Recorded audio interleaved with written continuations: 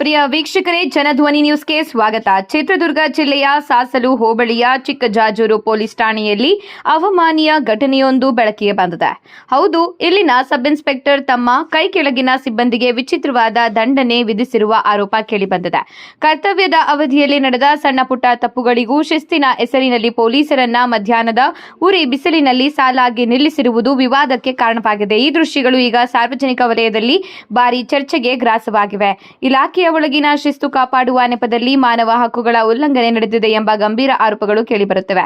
ಸಾಮಾನ್ಯವಾಗಿ ಜನರ ರಕ್ಷಣೆಗೆ ಇರುವ ಪೊಲೀಸರೇ ತಮ್ಮ ಮೇಲಾಧಿಕಾರಿಯ ಇಂತಹ ವರ್ತನೆಯಿಂದ ಮುಜುಗರ ಅನುಭವಿಸುವಂತಾಗಿದೆ. ಘಟನೆಯ ಫೋಟೋಗಳು ಸಾಮಾಜಿಕ ಜಾಲತಾಣದಲ್ಲಿ ವೈರಲ್ ಆಗಿದ್ದು, ಹಿರಿಯ ಅಧಿಕಾರಿಗಳ ಗಮನ ಸೆಳೆದಿವೆ ಎನ್ನಲಾಗಿದ್ದು, ಇದೀಗ ಈ ಪ್ರಕರಣಕ್ಕೆ ಸಂಬಂಧಿಸಿದಂತೆ ಜಿಲ್ಲಾ ಪೊಲೀಸ್ ವರಿಷ್ಠಾಧಿಕಾರಿಗಳು ತಕ್ಷಣ ಸ್ಪಂದಿಸಿ ತನಿಖೆಗೆ ಆದೇಶ ನೀಡಿದ್ದಾರೆ ಎನ್ನಲಾಗಿದೆ. ಕೆಳಹಂತದ ಸಿಬ್ಬಂದಿಗೆ ಇಂತಹ ದೈಹಿಕ ಹಿಂಸೆ ನೀಡುವುದು ಕಾನೂನು ಬಾಹಿರವಾಗಿದ್ದು, ತಪ್ಪಿತಸ್ಥರ ವಿರುದ್ಧ ಕಠಿಣ ಕ್ರಮ ಕೈಗೊಳ್ಳುವುದಾಗಿ ಇಲಾಖೆಯ ಉನ್ನತ ಮೂಲಗಳು ತಿಳಿಸಿವೆ.